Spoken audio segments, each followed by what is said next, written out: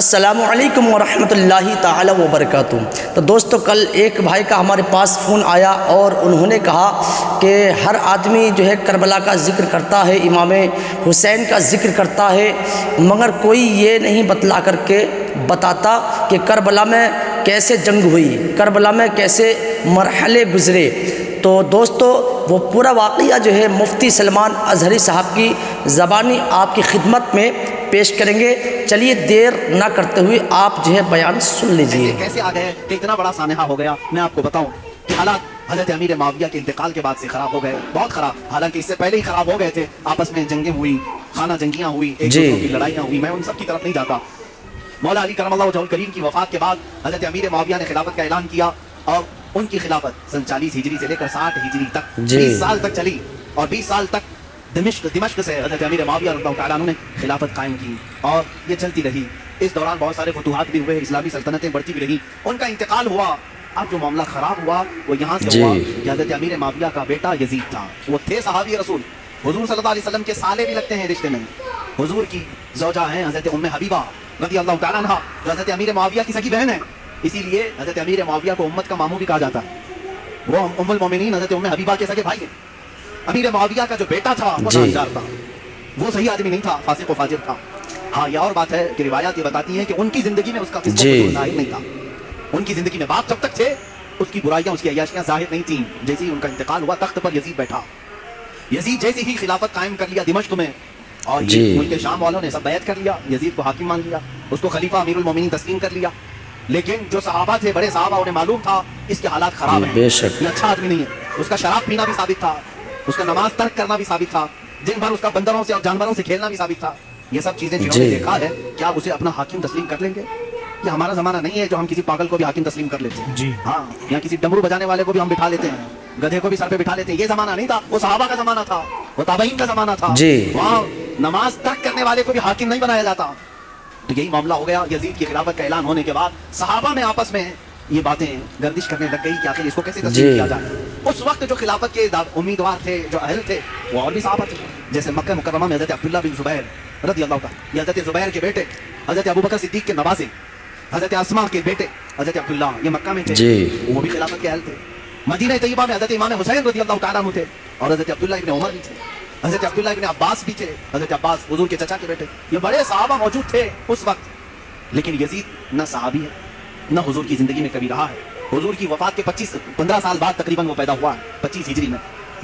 اس کو جب خلیفہ بنایا گیا تو ظاہر سی بات ہے معاملات خراب ہو گئے۔ اب یزید نے طاقت کے بل بوتے، اپنے سورس کے بل بوتے اپنی خلافت کو قائم کرنا شروع کیا۔ اب اسے خطرہ جو تھا وہی مکہ سے تھا، مدینے سے تھا، اور کوفہ سے تھا۔ کوفہ میں حضرت علی کے چاہنے والے بہت لوگ تھے۔ کوفہ حضرت علی کے محبین کا ایک مرکز تھا پہلے سے، اگرچہ ان لوگوں نے پہلے بھی دھوکہ دیا۔ حضرت علی کا انتقال بھی کوفہ میں ہوا، حضرت امام حسن کا بھی زہر دیا گیا کوفہ میں، یہ سب حالات ہوئے۔ لیکن وہاں چاہنے والوں کی کثرت بھی بہت تھی، اور اکثر ایسا ہوتا ہے کہ آج بھی چاہنے والے بہت ہوتے ہیں، لیکن کچھ غداری کرنے والے ہوتے ہیں، تو ان کو آج بھی کوفہ سے جوڑا جاتا ہے کہ کوفی تو نہیں ہے، یہ اصل مشہور ہو گئی۔ تو امام حسین مدینہ میں تھے، عبداللہ بن زبیر مکہ میں تھے۔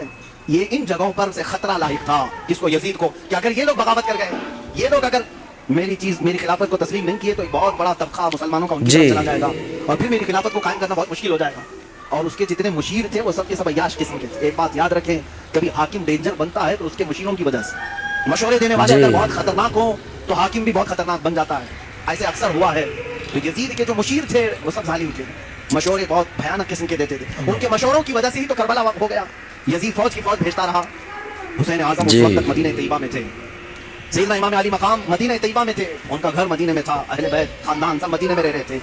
اب یزید نے اپنا گورنر وہاں پر مدینہ طیبہ میں مقرر کیا، اور سب سے پہلے بیعت لینے کے لیے مدینہ بھیجا، اور وہاں کے گورنر سے کہا حسین کو بلاؤ، عبداللہ بن عمر کو بلاؤ، اور جو مدینہ میں بڑے صحابہ ہیں ان کو بلاؤ، اور ان سے میری بیعت لے لو، اور کہو کہ یزید امیر المومنین ہے، خلیفۃ المسلمین ہے۔ گورنر کو جیسی آرڈر آیا، ان تینوں کو بلایا اس میں امام حسین بھی تھے۔ گورنر نے کہا خلافت قائم ہو چکی ہے دمشق میں، آپ حضرات تسلیم کر لیں، آپ یزید کو خلیفہ مان لیں۔ حضرت امام حسین فوراً کھڑے ہو گئے، کیا تم مجھ سے ایسے کو خلیفہ ماننے کو کہتے ہو جس کی نمازوں کا کوئی ٹھکانہ نہیں، جو عیاش ہے، جس کو فجور میں مبتلا ہے، جو عورتوں کا دل دادا ہے؟ میں ہرگز تسلیم نہیں کرتا۔ آپ اٹھ کر کے چلے گئے۔ اس کے بعد جب یہ بات یزید کو پتہ چلی تو گورنر کو سخت آرڈر آیا کہ یا تو ان کی بیعت لے لو یا تو پھر ان کو قتل کر ڈالو۔ اتنا سخت حکم آیا تو جو گورنر تھا مدینے کا، اس نے امام حسین کو بلایا اور کہا میں نہیں چاہتا کہ رسول اللہ کے گھر والوں کے ساتھ میں سختی کروں، اور مجھے میری نوکری کی بھی فکر ہے، میں اگر آپ کے ساتھ सख्ती के साथ मामला ना करूं तो यजीद मुझे मार डालेगा, बीच का कोई रास्ता निकालें। तो इमाम हुसैन ने कहा ठीक है, मैं बीच का रास्ता ये निकालता हूं कि मैं मदीने से निकल जाता हूं जी, मैं मदीने तैयबा से ही निकल जाता हूं ताकि तुझे कोई सख्ती वो ना कर सके। उसने गवर्नर ने कहा ठीक है, आप ये काम कर सकते हैं। सैयदना इमाम हुसैन रात के वक्त अपने घर वालों के पास आते हैं, यहाँ से शुरू होती है दास्तान जी, अपने घर वालों से कहते हैं आओ अब हमारे लिए मदीना तंग हो गया है, यजीद की सख्तियां बढ़ती चली जाएंगी, उसके जुल्म की दास्तानें अब रकम होना शुरू हो चुकी हैं। अपने घर वालों से कहा हम सब हिजरत कर रहे हैं मदीना तैयबा से। सबने पूछा कहाँ जा रहे हैं? कहा मक्का मुकर्रमा जाएंगे, जी। वहां जा करके हरम काबा में रहेंगे। हरम काबा में कोई जंगो जिदाल नहीं कर सकता, कत्ल किताल नहीं कर सकता, हरम काबा में जाकर रहेंगे। आप अंदाजा करें रसूल पाक ने हिजरत करके मक्का को छोड़कर मदीने आबाद किया। उनकी नवासे के साथ ऐसा मामला पेश आ रहा है कि उन्हें मदीने से हिजरत करके मक्का जाना पड़ रहा है। रात के वक्त अपने घर वालों को उठाया और जितने लोग तैयार हुए हैं उसमें अपने अजीज खानदान के लोग थे। जी। मदीने से पहले कुछ ही लोग तैयार हुए। आपकी 2 बीवियां साथ में थी, आपके शीरखार बच्चे हजरत अली असगर, आपके जवान बेटे हजरत अली अकबर, आपके भतीजे हजरत इमाम कासिम और आपकी भतीजी और आपकी अपनी बड़ी बेटी हजरत सकीना रज़ी अल्लाह तआला अन्हा। ये सब घर वालों का एक काफिला निकला। पहले तो ये लोग 12-15 की तादाद में थे और सुबह का वक्त था जब मदीने से काफिला निकलने को तैयार हुआ। रोज़ा रसूल पर मेरे आका की बारगाह में इमाम हुसैन आए। मेरे अजीजों अब फिर यहाँ से हालात हमारे बेकाबू कर जाते हैं। मैं ये चाहता हूँ कि इस बार के बयानात में अब हम रोने धोने को वक़ीयत न दें। गम हुसैन तो तड़पाता जरूर है लेकिन हम अपने जज्बों को जवान रखना चाहते हैं और हम चाहते हैं कि अब हुसैनी किरदार अदा करने का वक्त आ जाए, हमारे जवानों में फिर वो गैरत बेदार हो जाए कि हम दीन की खातिर हर मुसीबत को और मशक्कत को उठाने के लिए तैयार हो जाए। हुसैन आजम रोज़ा रसूल पर आए, मेरे आका सल्लल्लाहु अलैहि वसल्लम को सलाम पेश किया और दर्द भरी आवाज से कहा या रसूल अल्लाह या अबता, ऐ मेरे बाप। हुजूर को अक्सर वो अब्बा कहकर के ही पुकारते थे। मेरे आका की बारगाह में पुकार करके कहा आपके मदीने से मुझे निकलना पड़ रहा है, मेरे लिए मदीना तंग कर दिया गया, मेरे छोटे बच्चे लेकर के मैं रवाना हो रहा हूँ। ये कैफियत तो मेरे आका ही जाने। कब्र अतहर से उस हुसैन को रुखसत होता हुआ देखकर मेरे आका पर क्या गुजर रही होगी, जिसके गर्दन को मेरे आका ने बोसे लिए, जिसको सूंघा करते थे, जिसको दोष पर बिठाया करते थे, जिसको सजदों पर अपनी पुश्त पर बिठाया करते। उस हुसैन की रुखसती यकीनन गम का माहौल तो था। मेरे आका सल्लल्लाहु अलैहि वसल्लम के रोज़े अतहर से निकलकर सय्यदा कायनात फातिमा ज़हरा रज़ियल्लाहु तआला अन्हा जो जन्नतुल बकी में दफन थी, उनके रोज़े पर आए। अपनी माँ की तुरबत पर आपने लिपट करके रोया और रुखसती की इजाजत मांगी और कहा आपका हुसैन अगर मदीना छोड़ रहा है तो सिर्फ इसलिए कि रसूलुल्लाह का ये मदीना खून से आलूदा ना हो, मुसलमानों का खून ना बहे। मैं मुसलमानों का खून बहना नहीं देखना चाहता और मदीने की हुर्मत को पामाल होने नहीं देना चाहता,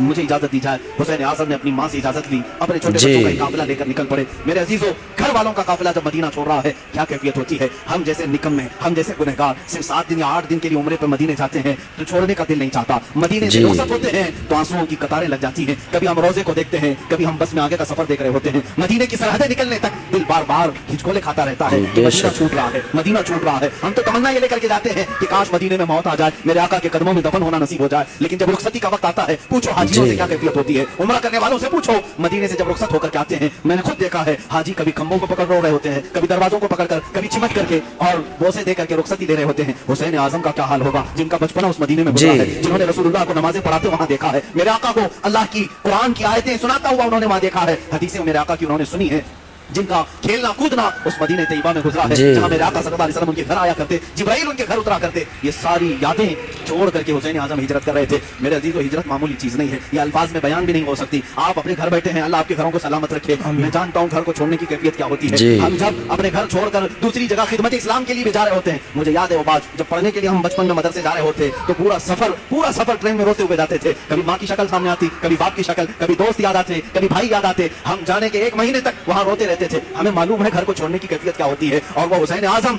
अपने उस मदीने रसूल को छोड़कर जा रहे थे जहां उनकी हजारों यादें थी, जहां उनकी हजारों यादें मेरे आका से वाबस्ता थी। हुसैन आजम की हिजरत पर लाखों सलाम। उन्होंने अगर हिजरत किया भी है तो दीन मुस्तफा के लिए किया है। ऐ जवानों तुम सब इस बात को याद रख लेना, अगर मुस्तफा के दीन पर कभी आंच आए, अगर वतन छोड़ना पड़े, हिजरत करना पड़े तो हिजरत को भी हम बर्दाश्त कर सकते हो, कर सके। इसलिए कि सिर्फ और सिर्फ दीन के लिए जिसने हिजरत किया, वमन युहाजिर फी सबीलिल्लाह, अल्लाह कुरान में फरमाता है जो अल्लाह की राह में हिजरत किया अगर बीच रास्ते भी उसकी मौत आ जाए अल्लाह उसका अजर तैयार कर रखा है। हिजरत का बड़ा अजर सवाब भी है। मेरे अजीजों दीन मुस्तफा के लिए ये उठाया हुसैन आजम ने सारा कष्ट, सारी मुसीबतें, सारी मशक्कतें यहाँ से निकल करके मक्का मुकर्रमा का सफर किया। मक्का मुकर्रमा जब पहुंचे इमाम आली मकाम, ये शाबान का महीना था और शाबान के बाद ठीक रमजान आने वाला था। मक्का वालों ने इस्तकबाल किया और अच्छे से सारे लोग मिलने जुलने लगे और कहा अच्छा किया आपने यहाँ तशरीफ लाए, अमन अमान के साथ रहे। यहाँ तक तो मामला सब ठीक ही था। इमाम हुसैन अगर मक्का ही में रह जाते, वहीं पर तवाफ़े काबा, हरम काबा में मुकीम रहते तो कुछ होना न था। लेकिन क्या करें, कुदरत का लिखा हुआ वो गालिब आकर रहेगा। इनकी शहादत अचानक नहीं हुई है मेरे अजीजों। हुसैन आजम की शहादत उनके बचपन में ही मशहूर हो गई थी।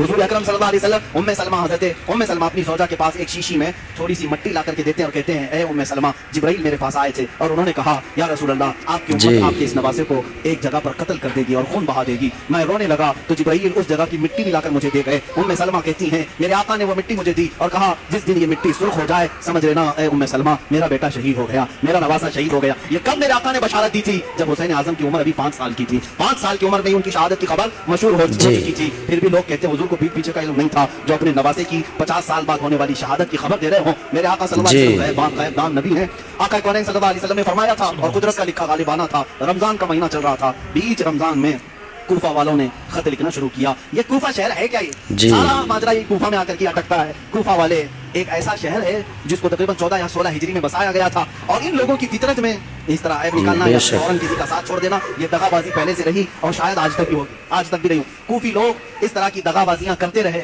लेकिन वो शियाने अली से थे, हजरत अली की मोहब्बत का दावा करते थे।